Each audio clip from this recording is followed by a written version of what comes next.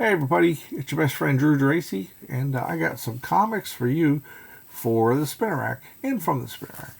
So, superheroes. I love that they use this name, this Dell Comics.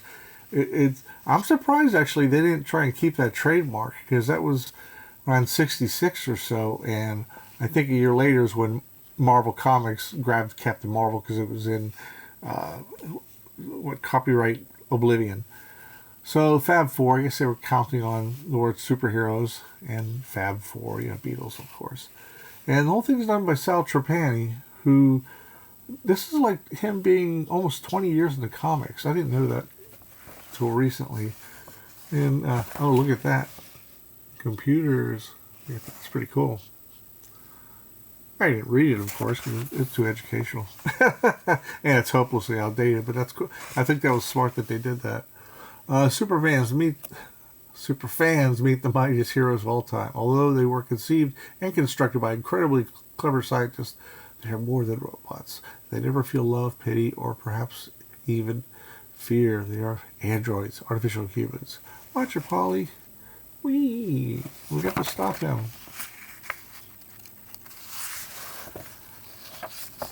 So, it starts off with our four main characters. They are whisked away to the Dell Hall of Heroes, so which is pretty short, like a Nuclear, UT Pilot, Conga the Giant King. So it's not a very big institution. To the future, they see robots. Wow. This spec plate says L is equipped with laser beams, infrared X-rays. Polymer Poly is fantastically fast and is heat resistant. Golly, it says that mine one is called High, the hypersonic gizmo that could bust an eardrum or a building on a high note. Damn. I mean, Black Canary's pretty powerful, but if she really went that far, would do that, there'd be a lot of dead people around, both from busted eardrums and from buildings collapsing.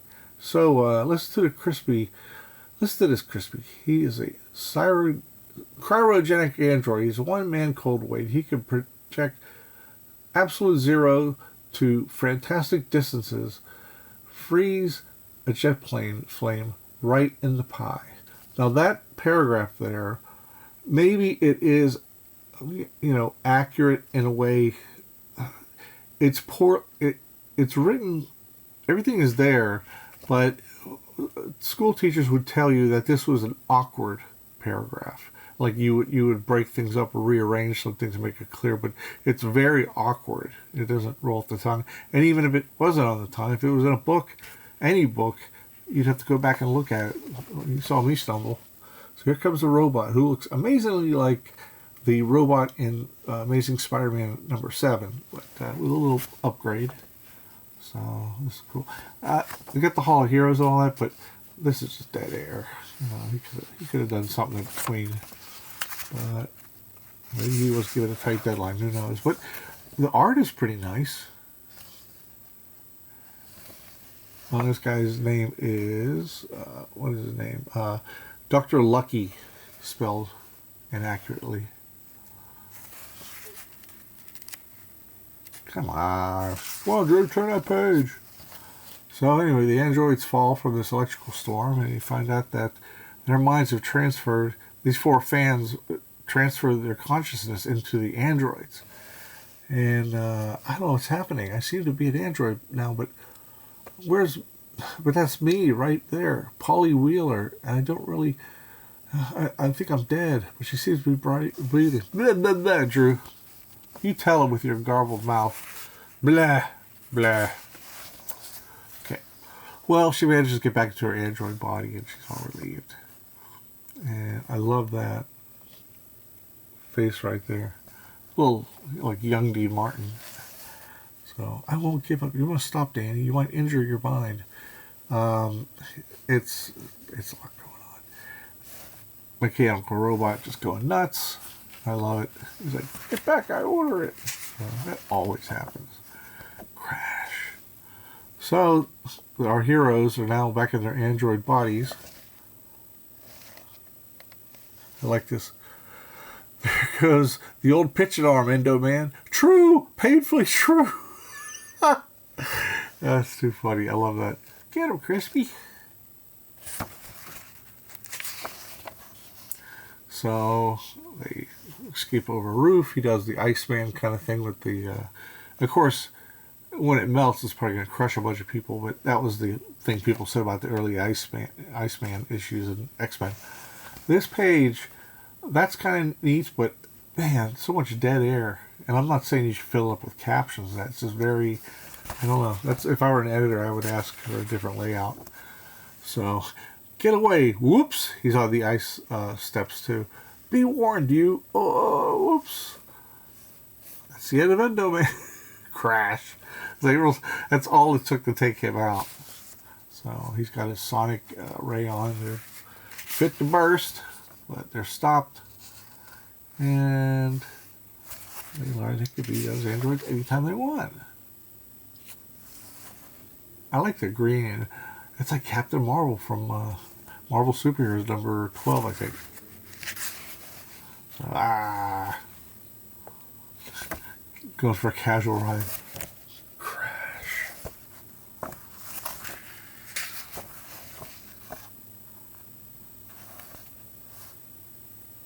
It's fun stuff. I actually found myself like some books like this. I hit a street sign. I hit a stop motion. I'm like, this is awful. But this was curious and wacky, but it was kind of culled together to make a fun read. It's fun. It's like it'd be something you'd see in Spidey Super Stories, maybe.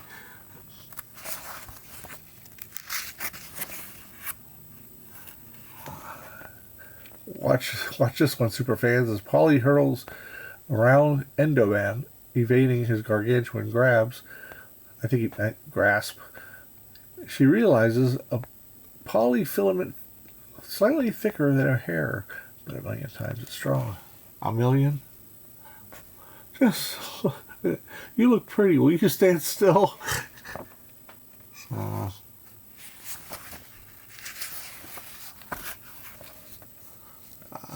I'll freeze him with a chunk of liquid hydrogen. Hold your eardrums. I'll summon on the hypersonic sound. This is one. That's two. It's wacky. That's fun. So that's the end. So there never was a second issue of this, I don't think. Okay. And now the whoops, I switched off. The Micronauts. Man, I love the Micronauts. I got all 3 omnibuses, which I never thought I'd see in my lifetime. This is a beautiful Michael Golden cover.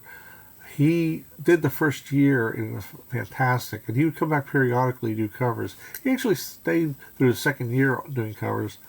With this one blew me away. It was the first issue I got in my subscription. They had this deal where you like buy 2 subscriptions, mail subscriptions, and you get a third one for free. So I got this specifically because Micronauts, Kazar, and Moon Knight went direct sales only. Like you couldn't get these in a regular newsstand. You'd have to go to a comic shop. And it was early direct market. It helped a lot. When things were kind of flagging. So I'm no expert on the direct market now. I know there's been a lot of changes and such. But all right, shut up, Drew. You got a great Michael Golden image here. What are you talking for? Well, the insides, it's Bill Manlow's writing. He wrote all the issues, all 59 or 60 issues. But I don't know who John Garcia is. I don't know if that's a pseudonym or like a nom de plume. But it's got early Danny Bulanati inks, and it's real gloppy.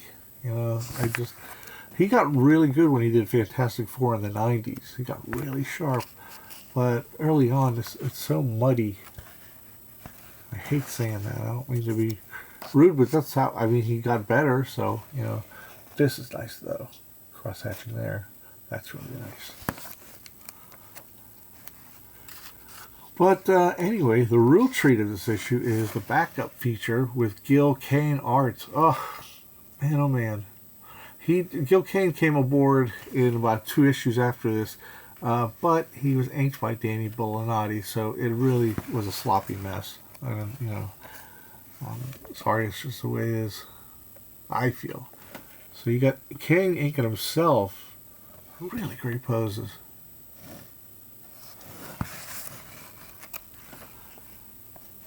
Oh. Yeah. So this is when they were in the slave pits, both Bug and a Croyer, and how they became friends under fire. They were both in look at that swoosh.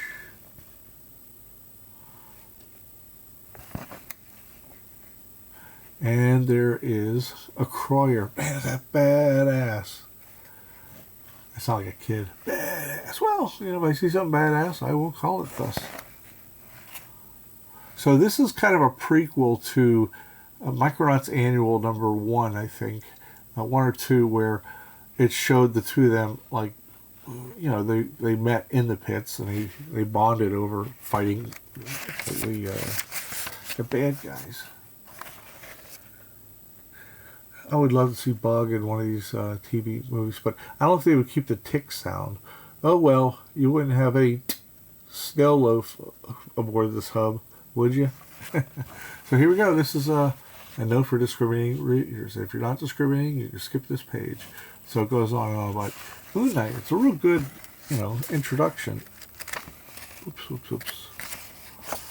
And here's a Kazar back page, and he's like, "Arr!" He was supposed to be all dressed up for the ceremony, and told him it was a big mistake. What here? Buy it today, neat stuff. So this would be the last time you would see ads around this time on the back. Most of the books, like the other books, had wraparound covers or they had back covers, and you'll notice there's no ads in here really on the inside. It just goes on and on. Pretty cool stuff. And I still loved it, even though I got it mailed to me in like a thin paper little bag, and it was winter, and I got a soggy copy of this, and I was crushed. Ugh. It's like, what the hell, man? We got A Next, which is something that was dreamt up, spawned first from the successful series Spider-Girl, which came out in the last issue of What If Comics in the 90s. And she's not in the team, but they went with the fact that she was a grown-up daughter of Peter and MJ, so it was the future, and then they decided to introduce more heroes of the future. So they were going like Marvel Comics 2, trying to create a new brand by touching on the old brand, but like just spiffing it out. So spiffing it up. Just add. So here you go. You got the Hulk, the inscrutable Doctor Strange, the Savage Submariner, and introducing the enigmatic Doc Magnus. He looks a lot like Batman Beyond. The mighty Mainframe, love his design. Thunderstrike, the son of the original Eric Masterson, the superpowered Stinger, and the unstoppable J2, which is Juggernaut's son, but he's a good guy. So, yeah, see, that's where it really puts me in mind of Batman Beyond. But it's really good stuff. There are a lot, aside from being good stories, there are a lot of Easter eggs for longtime fans. Wow. You'd have thought that was Sal Buscema or John Buscema. So the Mainframe's outfit. I love the colors too. It's like coal gray and gold. But this is a callback to Avengers. What issue is it what they fought? It was Submariner 33, 38, something like that, where they were on a beachhead, the Defenders fighting the Avengers, and it was pretty cool. So they decided to just go back and give it another look. Give it a fresh coat of paint.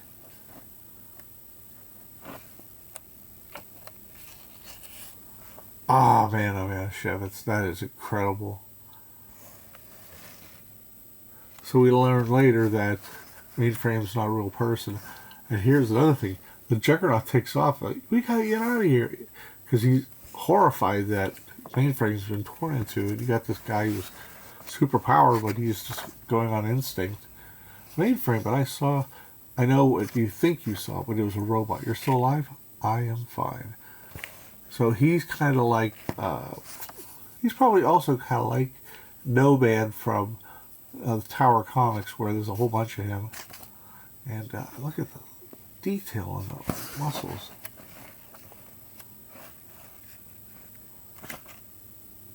Oh, there we go. Really good. It lasted 15 issues. No, 12 issues. And I was kind of broken up when it ended. I was kind of like, oh, I'm really digging this stuff. They had some real imaginative future characters. I was trapped by the things of Ireland. Easter Island. So that's a beautiful cover. I kind of think that face is so clean. I wonder if that was a redraw or a touch-up. I'll have to look this up. What I do dig, though, is the stipple effect. You know, I don't know if it's... I mean, it looks like it could have been maybe Zipatone, but it's a little too disorderly to be Zipatone. I mean, they do have Zipatone that has different crumbly shapes to it, but I think Dick Ayers just had a little time on his hands and said, hey, let's make these cool. So he did. This Easter Island bit has been used over and over again. So they meet together. They're having a... I love that. Good old Kirby. It turns out that nobody believes this guy's fantastic story. So we can go now. We are safe. He was not believed. Let us return to our island and wait. Whether it be 1,000 years, we will receive the signal and we'll be ready. Ape Man, la la la la la la. Steve Ditko. Really, really cool stuff. Got that J. Jonah Jameson kind of look, except, you know, working out. Pumped up. So he turns into the gorilla. Because of some mystic such and such, there was no other human in this area where the ape was. It was, you know, tales of, you know, like, oh, don't go there. And he's like, hey, I'm going to go there. I'm going to make a bunch of money. A lot of the times these guys have greed. It's kind of like King Kong, where they're like, oh, I'll bring him home and I'll show him in front of all these people. Nothing bad will happen. So, Spice of Life. This is really creepy. This guy's kind of... He's very rich. He's had his way with the ladies over and over again, and he likes to see people die. It's just real disturbing. But we get to beautiful. Look at that! Ooh-wee! Monster escapes. Whew. That's a great splash. Kind of an early Annihilus look. Although Annihilus is much more detailed. He's like, I got to get away.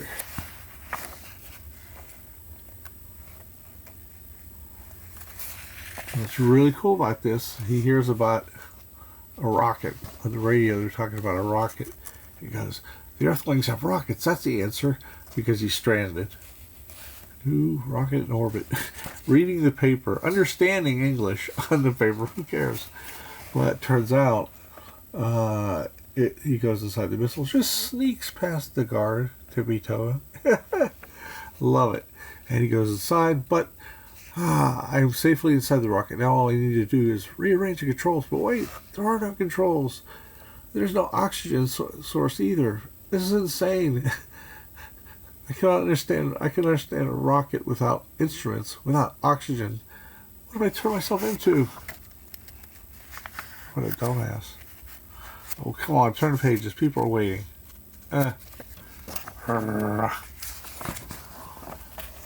He finds out that he's actually not in a rocket just because you read about it.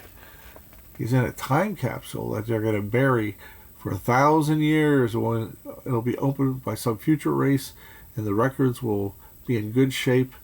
And You know, how can anything possibly be damaged inside an airtight capsule? That's a real nice, different ending. A lot of the endings with these monster books are like some monster coming down offering all these great, medicinal technical wonders. It turns out they're trying to slave them. And then you'll see the other one where there's a big brute like clumsily going through town to get shot by tanks and stuff. And it turns out that you Earthmen are too barbaric. I flee to my country. I could have given you wonders. And then there's a couple of tropes. There's only like 3 or 4 stories when it comes to these kind of books. But I will tip my hat to this different one. Let's all tip hats together. Yeah, yeah. And now, hoo-wee, World's Finest, written by Dave Gibbons and drawn by Steve Rude and inked by Carl Kessel. Steve Olaf, coloring. Well, there you go. You got that. You got the Fleischer Superman. You've got Batman in a Batman Beyond sort of look, even though Batman Beyond didn't become a thing till later. Not Baron. So beautiful colors to start off with. And there you go, Gotham City. And I love how mysterious Batman is. And the first 12, 20 pages have no words, but it's testament to Steve Rude's storytelling that he could pull that off, because it looks to me like Dave Gibbons gave him a lot to do.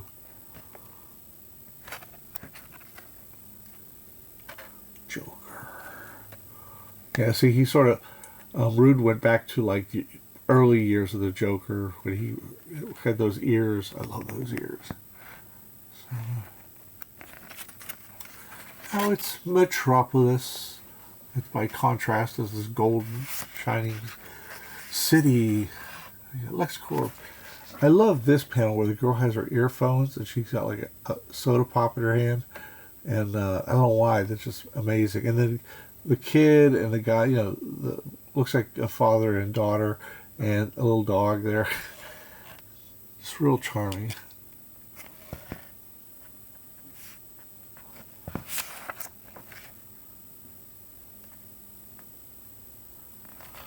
He just takes a car away.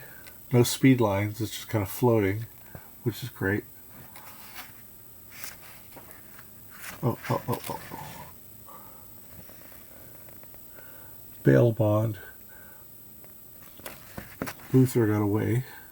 He was in jail, as is his wont. Now this may seem like a lot of yada yada yada, but it's priceless. It's spot on. There's no words wasted. There are those who can really go on and on and on and get away with it, and there's others that you're just like, oh, please stop. I have to stop at this part of the book. I like that metal hand there. So this came out in 1990. Steve Rude had done 60 issues of Nexus, and then he left to make money, he said, quite frankly. And that happened with a lot of creator-owned books at the time. They were well acclaimed, and I certainly bought them. And I even bought like the next 15 issues after Rude left, because it was a good story. It just went on and on. So, but yeah, Rude went on to do some other stuff. And what you'd love to see sometimes is the Superman versus Hulk one shot, because the Hulk's drawn like early Kirby, and Superman is drawn like Max Fleischer. God, so much detail and such. Really amazing stuff. So I thought I'd go out with a bang. Alright, everybody. Sorry I've been mumbling today. I'm just, I don't know. I think it's my sinuses again, my wonderful sinuses, and I thank you so much. If you watch this video, I thank you for making it all the way through despite my fumbling when I talk or when I read something, because I came up with this channel just for fun, and I forgot how hard it would be because a lot of channels use AI, and I refuse to. I just, when I see someone saying Pete Townshend, it's like I know it's AI right away, and it is helpful on some channels, I guess, but I don't know. I'm just not into it. I could make myself sound like a Scotsman or whatever, but no. So I got to keep it pure. So just like no AI, no AI, no way. All right, everybody. Please subscribe if you haven't already. Hit the bell for notifications. Double check if you've already subscribed, but you've been taken off the list. YouTube has been doing that to a lot of channels that were much bigger than I am. It's just a screwball thing. I think in the end, YouTube wants you to pony up some money to avoid that kind of thing. That's just my conspiracy theory. So, all right, everybody, enjoy. Tell me what you like. Tell me all this stuff. Do you like this? This is, you can't not like this. Where Monsters Dwell, if you ever got into that book.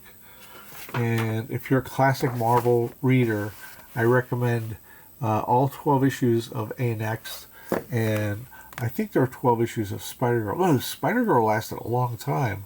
By DeFalco and Pat Olaf, as well as Ron Friends.